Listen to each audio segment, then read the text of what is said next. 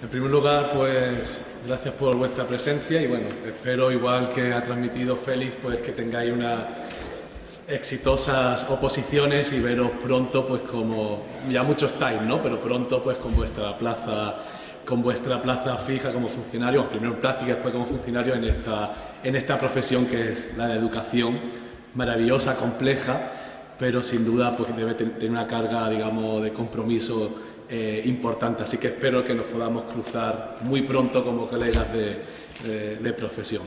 Básicamente, vamos a ver, yo no soy opositor ni he opositado para secundaria, pero bueno, os voy a trasladar mi conocimiento sobre cuestiones específicas, sobre todo aquellas dudas que tengáis sobre cuestiones didácticas, ya que imparto didáctica general, tanto en diferentes grados de pedagogía, primaria y demás, y también como profesor del máster del antiguo CAP. En primer lugar, me gustaría, no me voy a detener porque ya lo ha dicho y lo ha explicado bastante bien en Félix, pero simplemente como recordatorio en qué consiste cada prueba. En primer lugar, una prueba escrita, donde tenéis, en el caso de los que tenéis en los 50 temas, 4 bolas, y los que tenéis la mitad, pues 2 bolas. 4 horas y media para la gente secundaria, 2 horas para la gente de formación profesional y un tema entre aproximadamente 72, más o menos. Tenéis el caso práctico, resolución de problemas según la especialidad y después tenéis que atender a la circular específica donde os dirá efectivamente lo que tenéis que hacer en cada caso, ¿no? No es lo mismo el comentario de texto que tenéis que hacer a lo mejor los de lengua y literatura que otro tipo de prueba práctica. Y luego tendréis una convocatoria donde tendréis el sorteo de unidades didácticas, una a elegir de 3 y el encierro es de 1 hora. La presentación oral es de 1 hora en total. Se recomienda, hay cierta flexibilidad, pero sí se recomienda que los 30 primeros minutos sea la programación general, vuestra programación que ya habéis entregado en papel, y es recomendable tener un esquema hecho general, ahora os pondré un ejemplo, de vuestra programación. ¿Qué podéis utilizar? Pizarra y oratoria. Y luego para la presentación oral, pues eso, lo que estamos diciendo, dedicar más o menos media hora para la programación docente y otra media hora para la unidad didáctica. En el caso de la unidad didáctica, pizarra, vuestra propia oratoria y un folio a una cara que se entregará después. Ojo, sin referencias legislativas. Eso es muy importante, que no aparezca ninguna referencia legislativa en el folio de una cara que estáis usando en vuestra presentación, en la parte de la unidad didáctica y que posteriormente hacéis entrega al tribunal. Se especifica, digamos de manera concreta, se especifica que no se pueden utilizar recursos audiovisuales o técnicos digitales, ¿no?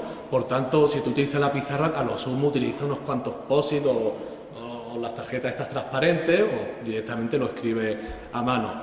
Sinceramente, no hagámoslo, dentro que es muy difícil todo esto y vamos a tener muchos nervios y situaciones adversas, miles, y ahora lo vamos a ver por qué, vamos a tener miles de situaciones adversas, no intentemos rizar más el rizo de lo rizado que está. Me explico, vamos a intentar hacerlo lo más sencillo posible, a lo británico.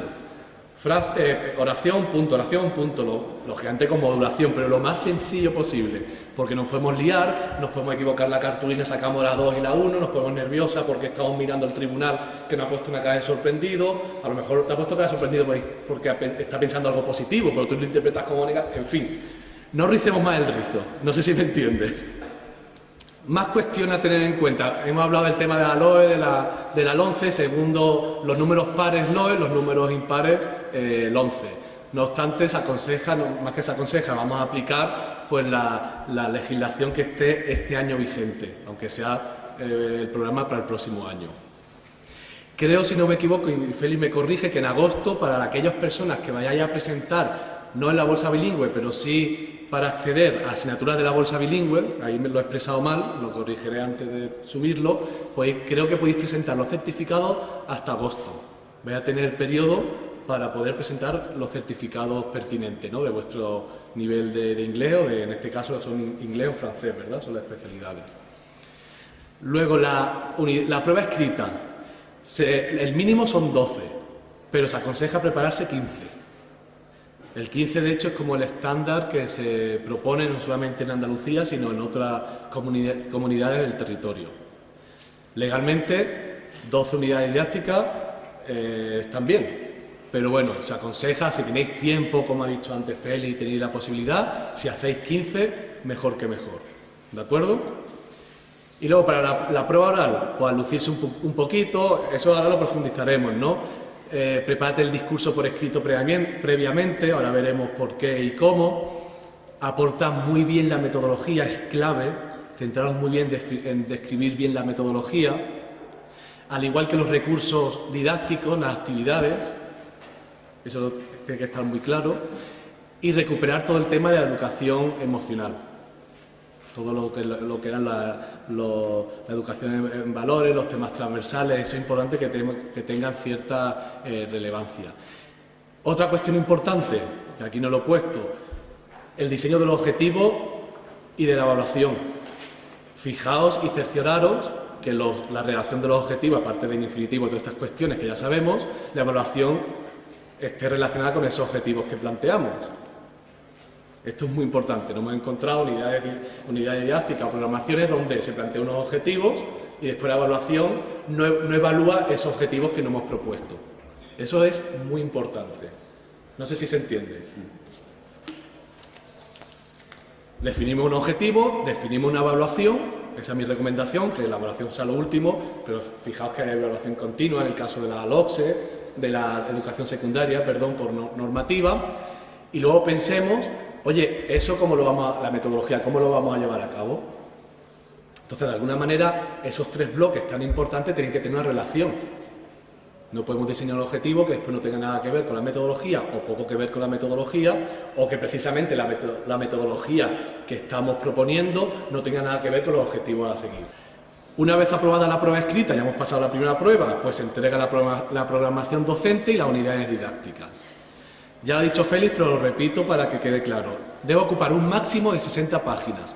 Por tanto, para legibilidad y para facilitar al tribunal su lectura, comprensión y localización, lo más sensato o lo más recomendable es que 30 páginas de la programación, más o menos una por arriba y por abajo, y 30 a las unidades didácticas. Si tenemos 15 unidades didácticas, 15 esquemitas, uno por página, más una unidad didáctica detallada de 15 páginas.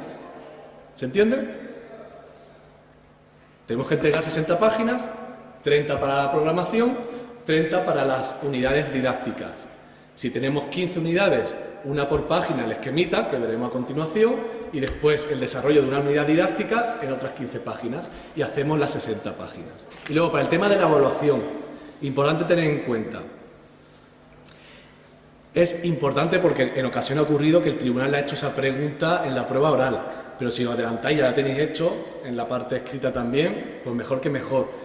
Tener en cuenta los porcentajes en cada prueba. Y, por ejemplo, si es un examen, si vosotros en la evaluación ponéis que queréis pasar un examen de 10 preguntas, tenéis que detallar cuánto vale cada pregunta. Son pequeños guiños que hacéis para, digamos, destacaros de otras personas en esta competición de las oposiciones. Es decir, la evaluación, cuanto más detallada y más fácil sea para aplicar para esa persona que os está leyendo, que no eres quien la ha escrito, pues mejor. Y por lo tanto, cuanto más detallado esté, vosotras pensad que cuando estéis haciendo vuestra unidad didáctica, vuestra programación, la estáis escribiendo para que otra persona la aplique, no para que tú lo lleves a tu clase. Es decir, pensad que yo estoy escribiendo mi unidad didáctica y mi programación para que la aplique el compañero de aquí de la tercera fila. Y eso os va a obligar a ser mucho más claro y que cuando la persona coja esa programación o esté en vuestra defensa, cualquier persona que os escuche os va a entender. Eso es fundamental. Luego también lo veremos. Y después, al menos presentar una prueba escrita en la evaluación que valga entre el 60 y 65% de la nota final para eso y el 70 a 75% para bachillerato. Como veis, la programación hasta la página 28... son unas 30 páginas en la parte de la programación y después de la 30 a la 60, pues la parte de la unidad didáctica. Básicamente, pues una introducción, contextualización, objetivos generales de la etapa, aquí lógicamente tenéis que hablar o tenéis que ya estar hablando pues de la parte legislativa, los objetivos de la etapa a nivel normativo, los objetivos específicos de la materia, competencias básicas, luego un desarrollo de los bloques temáticos, de eso estamos hablando de la programación general. Importante la temporalización, en qué momento la vamos a desarrollar a lo largo de los 3 trimestres. La metodología, os recuerdo, también la programación, la metodología propuesta tiene que ir en consonancia a lo que estemos planteando anteriormente. Si queremos fomentar una serie de competencias o tenemos unos objetivos generales y específicos, que la metodología vaya de la mano de esos objetivos y de esas competencias que estamos planteando.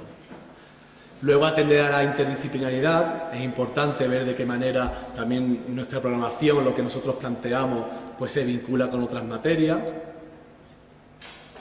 El tema el ítem de los temas transversales o la educación en valores, todo el tema de educación emocional es importante. Por ejemplo, aquí en una programación específica, por ejemplo, de historia, que es esta, un plan de lectura. Luego la evaluación del proceso de enseñanza y aprendizaje. Ahí tiene que ver la evaluación del alumnado. Y es interesante también la evaluación, lógicamente, de tu labor docente. Luego, los recursos didácticos, al fin y al cabo, las actividades. Igual, os comentaba antes, en el resumen, las actividades detalladas. A ver, el detalle en el anexo, pero que la actividad quede muy clara, que quede clara cómo se va, después en la evaluación, cómo se va a evaluar toda esa actividad. Al fin y al cabo, se recomienda que en la presentación oral tengan, digamos, cierto protagonismo el tema de las actividades, de los recursos. Luego, importante, la atención al alumnado, a la diversidad, es decir, al alumnado con necesidades especiales educativas. Y luego, interesante, actividades extraescolares complementarias que podemos hacer o que podemos plantear a lo largo de toda la programación, a lo largo de todo el curso, como actividades complementarias a nuestra propuesta de programación y después, posteriormente, de unidades didácticas. Esto os aconsejo porque normalmente las actividades extraescolares complementarias o las actividades, digamos, fuera de ese currículum en un tiempo, espacio y forma establecido suelen tener poca relevancia, pero bueno, si de alguna manera sigue teniendo esa coherencia que indicamos anteriormente con los objetivos y demás, pues mucho mejor. Por ejemplo, en ciencias naturales, si queremos abordar que el alumnado tenga cierto conocimiento sobre el mundo natural y hemos programado una salida a los montes de Málaga, oye, pues casa bastante bien con esos objetivos, con esas competencias que queremos desarrollar en nuestro alumnado.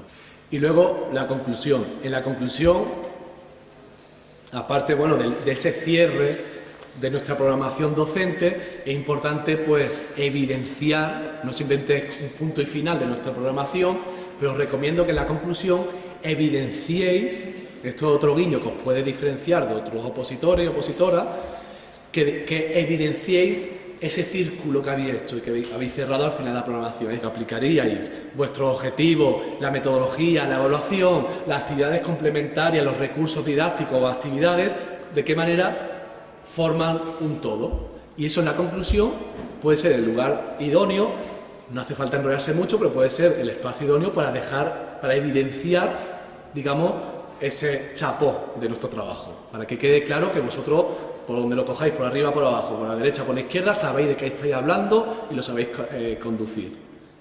¿De acuerdo? Es lo idóneo. Y esa conclusión hasta la página 30. Luego, ¿qué tenemos? La secuenciación del contenido de la unidad didáctica, los esquemas que os voy a enseñar posteriormente. Luego, la página 44, por ejemplo, después de 15 páginas, la unidad didáctica desarrollada y la bibliografía utilizada. Y esto es un ejemplo completo del índice de lo que podría ser, se pueden cambiar algunas cuestiones, pero lo que podría ser una programación docente. Hacer vuestras fichas, y si tenéis en vuestra programación por hoja, si son 15 temas, 15 unidades, tenéis vuestras fichas, oye, pues para el tribunal va a ser mucho más fácil de tener una por folio, e incluso para vosotros mismos y para vosotras mismas, a la hora de aprender o de retener esa información es mucho más fácil si tenéis, digamos, unos patrones identificables que, si os dais cuenta, esta ficha os puede servir el patrón para cualquier unidad didáctica. Entonces tenéis ahí una secuencia más o menos estable que a la hora de memorizar y de acordaros de esto para vuestras pruebas va a resultar mucho más fácil. Pues la unidad, tenéis la unidad, por ejemplo, unidad 15, ¿no? Aquí os he puesto un ejemplo, la globalización económica. Tenéis que poner en introducción 2 o 3 párrafos, no olvidéis, lo pongo aquí, de hacer una breve justificación, es decir, una pequeña explicación de la unidad didáctica. ¿Y por qué creéis? Líneas, estamos hablando de 2 o 3 párrafos y después, ¿por qué creéis que es importante este tema para la programación docente? ¿Sí? Una breve justificación. Vamos con los objetivos, allá tenéis los generales, los específicos, esto recordad que es la ficha, luego en la versión extensa lo tenéis desarrollado. Los contenidos, competencias claves, ahí es interesante que aludir también, lógicamente, las competencias siempre son más integradoras, ¿no? Una competencia no fragmenta tanto el conocimiento como hacen digamos, las materias, las asignaturas, sino que intenta aludir a una cuestión más cognitiva, neurológica del desarrollo humano, por tanto tienen que ser pues competencias mucho más amplias, ¿no? Cívica y social puede ser una competencia, aquí ha puesto el ejemplo de digital, o las matemáticas científicas y tecnológicas. Estamos hablando en un tema de historia, pero fijaos, cuando comprendemos la historia estamos también comprendiendo un contexto científico, tecnológico concreto, por tanto estamos promocionando también de alguna manera esa competencia. ¿Se entiende esto? Luego, recursos, lo que hemos hablado antes de los recursos, ¿no? Enlace, pues, las actividades específicas, concretas que vayáis a utilizar. Aquí, sobre todo, cuando propongáis los recursos, os recomiendo que sean recursos, es decir, reales, o que estén diseñados por vosotros, o que ya se están utilizando y que están de libre acceso. Cuidado con los copyright, esos no, pero los que están a lo mejor de libre acceso, o recursos que vosotros diseñéis, los de libre acceso, los integráis, lógicamente, a la lógica, a la impronta de vuestro trabajo. No es simplemente meter un recurso porque lo he visto muy chuli en internet, sino que realmente cobre un sentido más extensivo en nuestro propio trabajo y nuestra visión de entender tanto la programación, la unidad didáctica y sobre todo nuestra visión, que eso es importante que también lo vea el tribunal de alguna manera, nuestra visión sobre la práctica educativa, es decir, quiénes somos como docentes, qué entendemos por educación. No es que lo vamos a definir, pero sí nos tenéis que ver a la hora de presentar los contenidos y nuestra forma de relacionarnos con el tribunal y en nuestro trabajo escrito y oral, pues tenemos que de alguna manera vislumbrar quiénes somos, ¿no? Luego el tema que hemos hablado de la conexión con otras disciplinas, matemática, lengua, economía, los temas transversales.